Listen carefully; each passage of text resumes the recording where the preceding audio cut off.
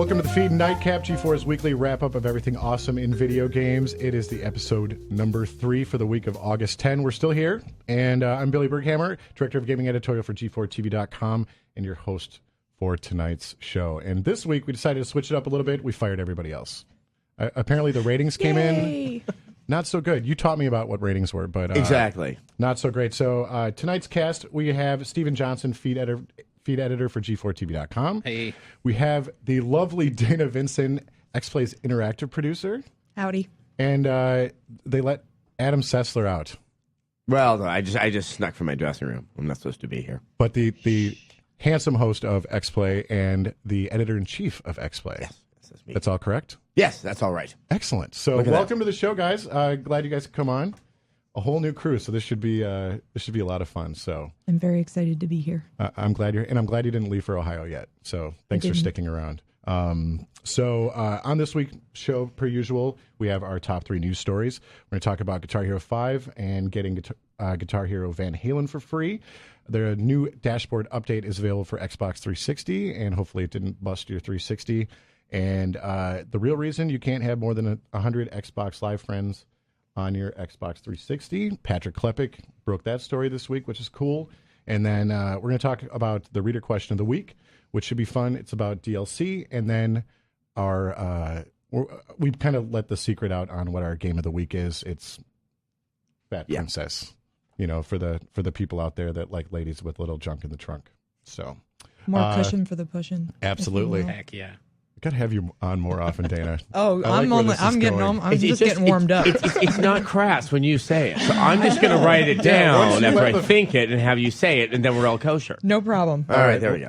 I like this plan. Let's I'm proud to be start part out of with it. the news stories. Steven, please. Okay, the biggest news story of the week, I would say, for anybody with a 360 is the dashboard update. And Microsoft has updated the dashboard to include, it's actually kind of a crap ton of new features. There's new Netflix support so that Netflix will stream without your computer. The Avatar Marketplace is brand new, and it allows you to purchase accessories and costumes for your fake digital doll that you love. Yeah, I know.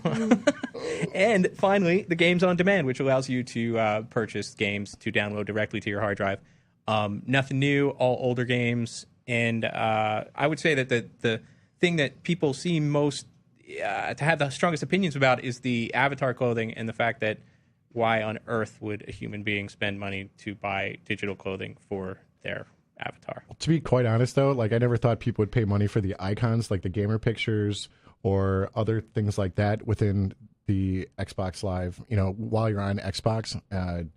And within the dashboard, you could buy all the little things. And surprisingly, people did it. Yeah, there's qualities of human nature that the avatars are now demonstrating that make me want to hide under my bed. Honestly, run! Especially in this day and time when there's people who can't get real clothing because they can't afford it, and that other people are whimsically buying a T-shirt to throw on their avatar. It seems a little bit warped. I understand kind of the idea of the avatars, but yeah, we're starting to slip into kind of some dangerous territory. It's kind of like when we saw Home demoed for the first time and we saw the party going on there, and I was crying on the inside at GDC thinking about the people that would be playing this game doing that. But people are buying them. People bought themes, people bought gamer picks, and now this is transferred over to the avatar system. Well, of course they're buying them because, let me tell you, you haven't lived until you've made your avatar as fat as possible and put it in hot pants. Slap the Stormtrooper helmet on it. It's the sexiest thing you'll ever see. I was totally in Adam's camp, completely, and then I saw the lightsaber, and I was like, How much was it? I think it's like $4. It's 400 Microsoft points. It's a virtual stick. I didn't buy it, but I wanted it. I wanted it. I did. Now, if you move your avatar, I'm curious if it does the vroom vroom thing. I might. That sucks. Seriously. Well, so much of this clothing stuff, I kind of understand it, say, in WoW, because a lot of what your apparel is kind of a sign of your achievement.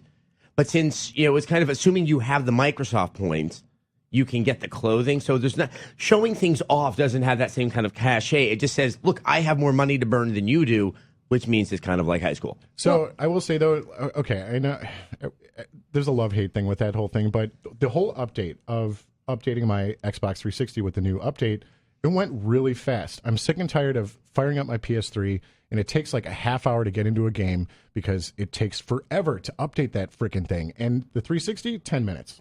I had dinner. I was like, oh, it's done. It's ready. And then I tried out the new Netflix stuff. I don't know if you guys tried any of that stuff. Oh, I did. I was introduced to Anthony Bourdain's show. I've never watched it before. That's easily. a great show. I have a television show. That is the best show on television. It is awesome. But like now I don't have to go walk away from my 360, fire up my PC, scroll through Netflix's thing for shows and movies that are on demand, and it's so much faster. Plus, the way Netflix has it set up, it sucks. Like I'm sitting on my couch last night, just rolling with my controller, and I was like, oh wow, Anthony Bourdain. I heard Abby talking about it. I was like, I'll watch it. Sure enough, 2 episodes done, and then I played Shadow Complex, which we should not even discuss here. No. But yes, that's another time, another place. But I'm kudos to Microsoft, man. This stuff is really, really super easy to do. The only other addition, I mean, what do you guys think of the Netflix thing? You think it was? Do you like it? I think it's great. I love it because I had Netflix on my media extender before this update, and you could add stuff there, and it was so convenient.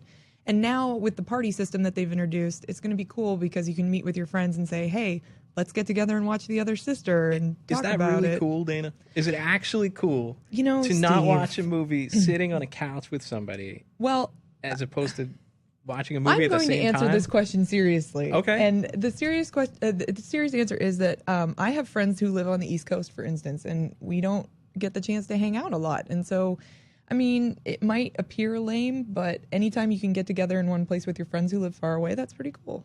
Now, if her avatar has a really big hat, does it obstruct other people's views? God, I hope so. Yeah, that's my big query. If I get my cog armor, am I taking it more? The Big Daddy helmet. Would you buy the avatar helmet that blocked other people's views? See, look, now I'm about to go buy something to try this out. I've been trapped. I think that's when microtransactions like that become important, when the Xbox gets more social. Like 1 versus 100. You want to look fly for the honeys. Word. Or not.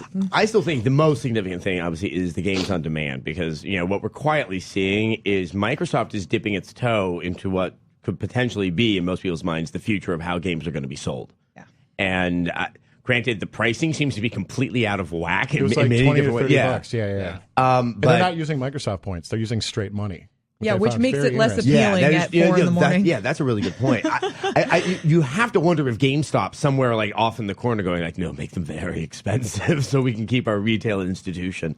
But if this takes off, then we might be looking at something entirely different for the next console cycle. And the only other thing that they added was like ranking. You can 5-star rating different pieces of content, which I'm like, okay. Because I want the opinion of all those people I hear on Xbox Live. Yes. Oh, yeah. Their aggregate opinion is going to be of value to me. Hey, at least it's all not of them vocal. are rocket science. As there's more content added, you need different ways to filter it. And how else could you do it? Well, I'm still waiting for the Twitter stuff, the Last FM stuff, and the Facebook stuff. That stuff isn't happening yet. It's in the final stages, I guess, of testing and everything, and they're going to add that later. But, Microsoft. Oh, yes. Please give me more ways to communicate with all the people I hate. But I think to your point, Billy, that the update was such an inoffensive process. Yeah. I don't care. It was cool. Whereas if I can't enjoy my gaming system for an entire half hour while an update is happening, and then I find the update to be subpar, that is a point of frustration. True. All right, next. Okay, the next story that has come up is the fact that Guitar Hero 5 is going to come with basically a free coupon for Guitar Hero Van Halen, which says an awful lot about something, that you get 2 games for the price of 1. I mean, does it say something about the confidence that they have in Guitar Hero 5? Does it say something about how well they think Guitar Hero Van Halen is going to sell? I think it says something about Guitar Hero Van Halen. I think so too. Because everything I've seen with GH5 looks incredible. I think they've made a lot of really great improvements, but I don't think they necessarily made those to Van Halen. Yeah, but I mean, I've heard people that saw it. I didn't see Guitar Hero Van Halen at E3. Frank did, and he said he loved it. And he's a big Van Halen guy. Like, he was really excited. I still want DLC where we get the coked out David Lee Roth skin. Yes, I think he's definitely got like a stained wife beater, like when he got arrested for smoking weed in New York, like something like that. That's what I want. Or just something like if you don't play well, then he storms off the stage and the band breaks up.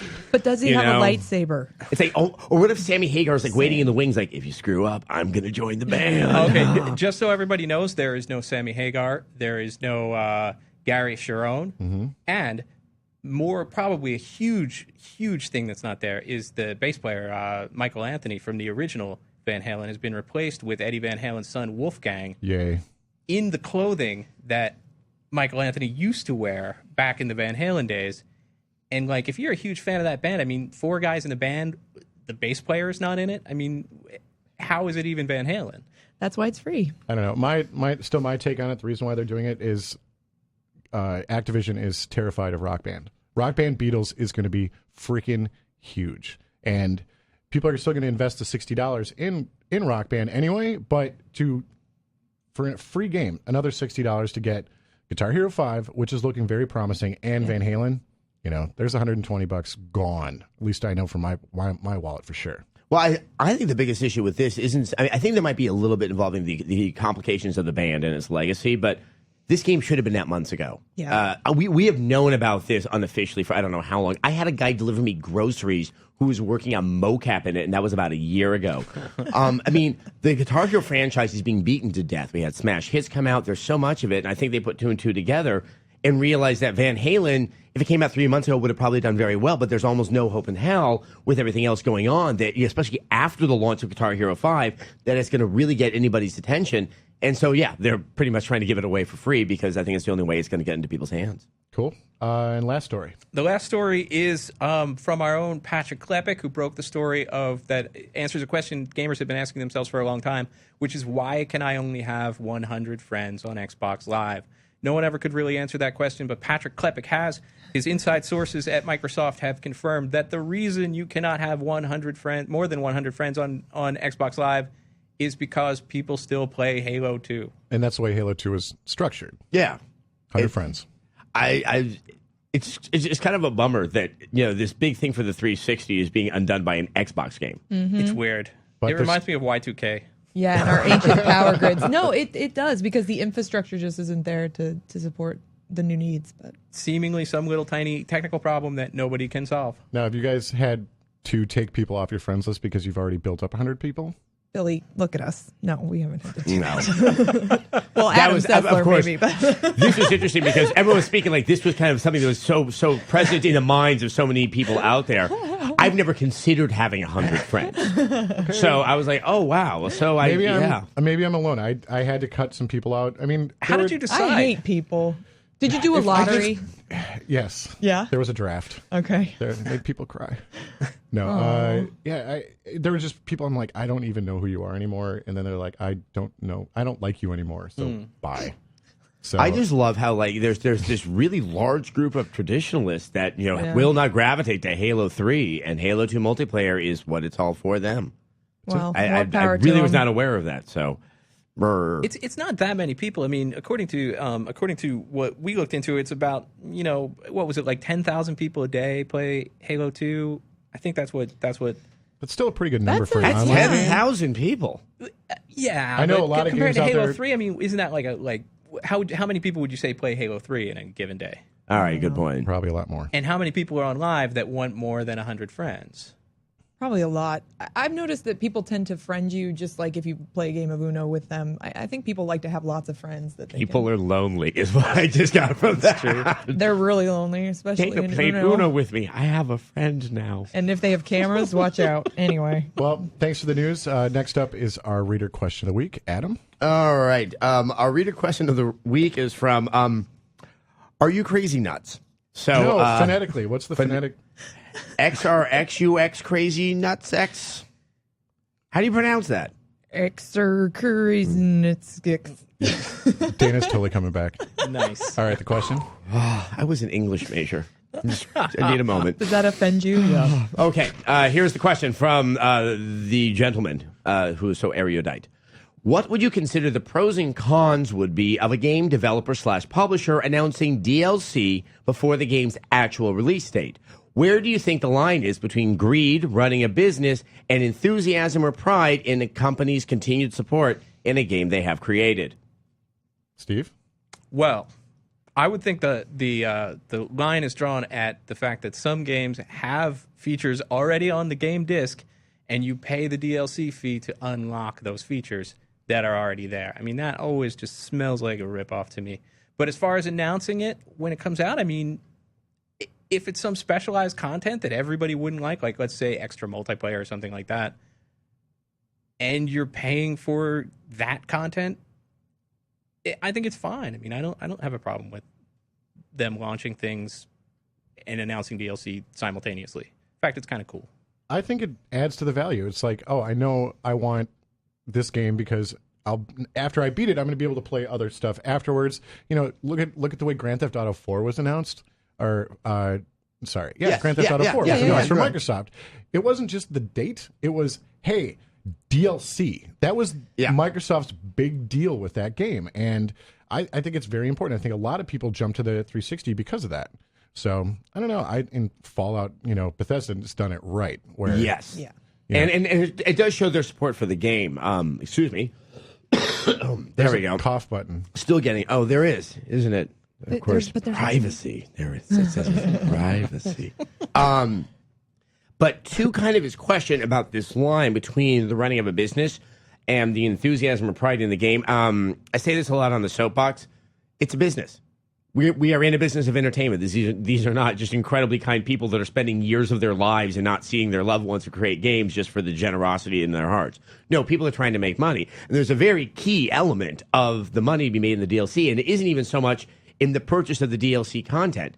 Used games are a huge problem for a lot of these publishers. Mm-hmm. And if there's DLC that you know about ahead of time that's coming down the pipe, you're not going to take that game disc back to GameStop and get $5 for it to put to another game. It's really, it's very important to them. And I think it's obviously one of those nice relationships where their economic interests seem to only work to our benefit, because we do get Mothership Zeta, we do get the Battle of the Gate Tony and everything else that's coming out. And Horse Armor. That I think that's why people still are so suspicious about DLC. Bethesda's great legacy will always be that the first piece of DLC content was the stupidest content we have ever seen. Well, you bought it. Well, I never rode a horse because I was playing the 360 version, and it's like I don't need to visit load screens every 2 minutes. Right. Well, I mean, I think I agree with both Steve and Adam, and I think a lot of it comes down to perception of the company. Because I think fans are tougher on some people than they are on others. And I mean, in the case of Valve, we all know what happened with Left 4 Dead and Left 4 Dead 2. Everybody felt like Left 4 Dead 2 should have been DLC and it should have been free. But in reality, it's a completely different game, and Left 4 Dead really was a great experience. And, they did offer free DLC, which is great. And now there's a different game coming out. And if you enjoy the franchise, then you should go out and invest in the game, because it's $60, yes, but it's, tens of hours of gameplay, and it's always different. So I mean, it's not like they're withholding a key element of the game. It's not like John Romero going, well, hold on, there's a patch for the AI for Daikatana that's coming in 2 years, and you have to pay for it. No, I mean, it's like it's something to add to the game. Right. It is not, I can't think of too many examples, but it really isn't as pervasive as I think the question would imply, that there's, that somehow you have to pay money and extra money to actually get the true enjoyment out of the game. I think it's an expansion. Yeah, and I think companies from the outside are going to be leading with that. They're going to say, these are the game features, and this is what's coming next. Yeah. And I'm hoping it's, it's more than just, here's a new T-shirt. Here's another thing like that. Give us some real meaty content that makes it worthwhile for us to keep the game, or people are going to sell it back. I mean, I think a good example is Fight Night Round 4. I believe they announced today that their newest DLC is going to have Oscar De La Hoya. That's pretty good. I think it's cool. Yeah, and so it's and if you don't like Oscar De La Hoya or you don't want DLC, the game still functions in his absence. Yeah, and games are a big investment. I mean, it's a lot of money, so you want to know that you're going to get your money's worth. And I know it makes me feel better personally when I know that there's more stuff coming, down the line, because if I want it, then I can get it. But to answer the second part of the question, it's all about money. Yes. It is. Amen. Dollar I hate to be bills, cynical, y'all. but man, it's all about money. Well, cool. That's this week's reader question. For all your reader questions, check out the feed, usually Tuesday or Wednesday, and we post a story on the feed asking for your questions. And make sure you have an avatar, or we won't use your crap. Yeah, or if you just want to chat. And maybe next time we can have a guy whose name is Bob or Larry. Or Nancy. Stanley. With 17 X's. Yes. Stanley XX. Dude, it's hardcore, okay? Pro tip. Add X's. Okay, great. So now it's time for this week's Game of the Week, and we kept it as a surprise, but yeah, it's been running behind me the entire show. So it's Fat Princess, which Oh my God, it is? I'm shocked. Oh man. And surprisingly, I have the vapors. the lovely and talented Dana Vincent, you reviewed the game for G4, and I did. You gave it a 4 out of 5? I did. I really like the basic gameplay. It's kind of, well, it ties into what we were just talking about with the reader question, in that it's a good starting point, and I'm sure that there'll be more maps and, characters released down the line. But for right now, it's just a really solid gameplay experience, and I know Steve Johnson is going to disagree with me. But I gave it a 4 out of 5 because the single campaign player campaign is a little weak. You'll blow through it in like 3 to 6 hours, depending on how much effort you put into it. But the multiplayer is really fun. It's 32 players on a map fighting to save a fat princess that you keep fat by feeding her cake. Like, what is there not to love? It did have a few launch glitches. It's sometimes hard to get into the multiplayer matches, and there's a little bit of lag. But, I think in my review, when I gave it a score, I wanted to believe that those would be addressed at some point, and I think they are, because fans are being a little bit Bitter. Yeah. Just a tad. Given some It's amazing feedback. how there were fans within a week of the game's release. That's what I've. Not just fans, but fans who have become so devoted and feel so betrayed that the bitterness is already. Well, hey, you pony up money for that game. Oh, I know. You want I the know. crap to work. And there were fans before the game even came out, because Long beta. yeah, there was a beta, and all people heard was, "Oh my God, I get to feed a princess cake! Like, sign me up!" And it is kind of fun. Well, they just like big butts. Well, it And they gets cannot really And you cannot big. lie. I was going there too. Someone had to go there. Okay, Dana, to answer your question Steve, about... you loved it, right? You know what? Did not love it. I'm not going to say that I didn't like the game. Like, the actual game itself is fine. What I didn't like was playing it. And to explain what I mean, the real part of the game is the multiplayer, and I didn't like the fact that there are so many other players and that no one knows what's going on. And it could be because the game's only been out for a week, but it just seemed like randomness. And yes, there were strategies that I'm sure would be very deep, but nobody was interested in them at all. And they would just meet at choke points and kill one another. And it would go on and on and on and on and on forever. And it ended up sort of being infuriating. And I was like, okay, you know what? If I were playing this with 5 of my friends, we could dominate every single game just by having 5 people that work together. Well, and I think that's part of what makes it fun, is that if you can actually get a group together that cooperates. And even while I was playing, I didn't know the people I was playing with, but when we did game after game after game after game, we all kind of developed strategies, and we got better and better and better. And even though one of the problem is that not a lot of people on the PS3 have headsets, so you can't talk to each other. Yeah, that's It's a big problem. Immediate. It is curious. This is not a game where you can necessarily, intuit what somebody else is trying to do or where the correct strategy is, and that probably more so than even like in Killzone 2, you need to be in some degree of communication. Also, because you can only see so much on what you have on screen, exactly. and you're not getting strong indications of what's happening in other parts of the map. That There's a map that you can bring up too. Oh, there is a map. Yes. Press select. Press select. See, it's that select button. Anyway, moving on from that, I think what's interesting is that, because I see the problems that Steven sees with the game, but I completely agree that this core game is great. And there's almost like a contest between the pick up and play mechanics, where you can grab that game and you can start doing something and get quite a bit of satisfaction out of it. And how then do you start to encourage that player to then explore the cooperative depth that the game really has to offer? Exactly. Because there is this end goal where you have to work with other people to achieve it. That what's kind of the charm of the game is also sort of working against its end goal of a true strategy game where everyone's just playing one character. See, I'm a big Capture the Flag fan. That's my favorite mod for first-person shooters. I love it. I play the hell out of it. I play the hell out of it on Quake and throughout everything. In this game, at least the main mode, I think, is the Capture the Flag. Well, capture the fat princess. Capture the princess. Correct. Like, in some games, I just made it my only goal to feed her cake. Like, that was my job. I just kept bringing little pieces of cake. But Man, she really likes that cake. Though. She loves that cake. But what I found interesting is it kind of reminded me of how the original Team Fortress was, because it's class based. So if you don't team up with somebody, you're gonna get wasted out there. You're gonna run out there. You might get a lucky, where the princess is making a run back. That dude eats it, and then you just grab it and run back. Okay, great. But when you actually team up with somebody, like I played as a ranger, and so I had a priest healing me the entire time. So basically, I just stayed range and just wasted the field, and I survived better. My score went up a lot faster, and then when we entered the enemy base, we had a lot better chance of survival with, but you also have the inherent problem with the PS3 game is nobody's using a headset. So unfortunately, I got in some matches where people knew how to play the game. You went out and got resources, so you upgraded your stations and then made the trek out, or you just said, screw the resources, we're just going to go bum rush the castle, everybody on our team. And it made for a very fun, game dynamic. So outside of the disconnect problems that I had, and I had a game where I was the highest scorer I had ever played and got totally dumped to the XMB for no reason.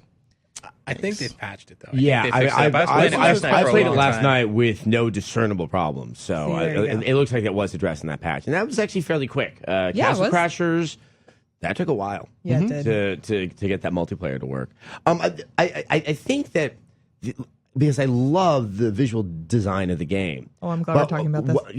Because and especially in a strategy game, because that is probably one of the, those games are the least to give in from the men like to have things dark and violent and gloomy. But it's so rambunctious looking on screen that it's very hard to think like, if I show a lot of restraint in how I play and work with other people, this is really going to work to everyone's benefit. Once again, it's two competing things that are happening in the game that's kind of hard to get your head wrapped around. Right, and it looks like you're slaughtering children in oversized hats. I love that. Well, and that's a plus. It's super cute with this cartoon look, and then there's blood. Yeah, there's blood awesome. everywhere, and it really, they make little noises like, ooh, no, I'm so hungry. I like burninating people. That's fun. Burn in the village. And then if you look, the narrator, there was I like big butts, whatever, blah, blah, blah. They ripped a quote in the bottom, like where they have the things at the bottom, the tutorial things. Yeah. Oh, yeah. Oh, yes. The Mix-a-Lot. Thank you, Sir Mix. Yeah. Yes. Well, they have a lot of references throughout the game, like they use the word pwn, and there's something about the dudes in your base. They're ganking us in our base. Yeah. They're in our base, killing our dudes. Yes, that's kind of awesome. The first time I was like, awesome. It's just really smart. Even the menu is cute. It's not your straight up normal UI menu. And you get the nice British man. They're in our base, killing our dudes. Which is curious because I know this game has definitely garnered a lot of attention, but this is typically the kind of game where we would get a lot of viewer mail from people who just don't like it just on the graphics alone because they immediately think it's kiddie, it's cute, and it can't be serious, and it can't be a deep game. So I'm very interested to see how this is going to play out and how people are going to react to it. And maybe this might be that next little nudge over the fact that not everything has to look hardcore and dark and gloomy and apocalyptic. I actually would like to have an apocalyptic reality because then we'd have games that would look more like Fat Princess. That's true. Interesting. We're getting there. Oh, yeah, we're getting there real we're soon. working our way towards the end of the world, everybody. 2012, coming up. I think Sony does a really good job with differentiating themselves from what Microsoft has on Xbox Live Arcade. They have really, really super creative, different types of games that you can download. You have Flower, Flow, Fat Princess, all the pixel junk stuff, and I don't know. I mean, but it's also evident in some of the retail games as well, is that I always like to tip my hat up to Sony because given their financial situation, they're still funding stuff like Heavy Rain, which, if I was running the company, I actually might be questioning. But as someone who's not and is just benefiting from their product, I happen to like it quite a bit. So, someone who doesn't have to worry about that. Well, I think they should be funding more games that have elves in them and games that are very dark shooters that are in browns and grays because there's just not enough of those games out Mike there. Button. I hate color. I don't like fun. So 4 out of 5. Steve Where's Johnson? the Earthworm Jim game? I'm going to give the game a 4 and the other players 1.5, and I'm being charitable. I would love that. One and a half. We actually decide we're not just reviewing games, we're reviewing gamers. Exactly. And we give them a score as well. And we talk about their gameplay and their graphics. Dude, there's a soapbox that I want to see. Yeah, right there. There's next week for you. Please. I always thought about doing like the old GameSpot breakdown of the various elements of the game, but do that with all the women I've been dating. Oh, yeah. Excellent. So, 4 out of 5, Fat Princess by Titan Studios, published by Sony. Steve won't play it again, but I think after all of our travels are wrapped up, I just villainized you. I know, exactly. I might You play hate it again. fun. Come on. Oh, you might. Well, we'll hook up the mic situation. We'll try it again, but I'm going to keep playing it. I really had a good time. I definitely think it's a fun game, and it's an immediately satisfying game that you don't have to play for hours on end to get to that point. So excellent. Yeah. So easy to play, hard to master. It's good. Well, that wraps it up for this week's Nightcap.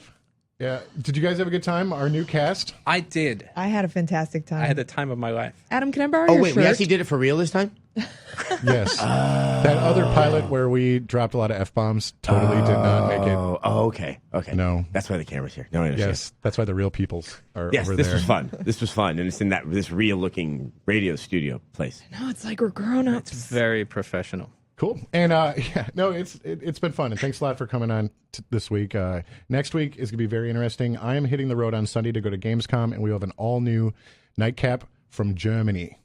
I want to see you in Lederhosen, please. Yeah. You're the only one. Yeah, that really is just you, Dana. I can guarantee that. Oh, but I it's guess gonna I be shouldn't interesting. share my fantasies. Huh? Yeah, me and Andrew Fist are off to Germany. And Get Gamescom. Andrew in the Lederhosen, too. Maybe. Oh, my God. It's like you looked into my dreams and made them come true. Yeah, und Lederhosen. I think Andrew just cried a little bit. But, yeah, so we'll be live, or not live, but on tape from Germany. And as always, you can only find it on G4TV.com. But now we are available on iTunes Yay. in audio and that's video. Scary. Nice. So, but that wraps it up. Thanks a lot, guys, for coming. It was really a lot of fun. Thank you And, for thank having us. Yes, All thanks right. for having us. Be safe in Germany. It's almost Friday, so everybody have a good weekend.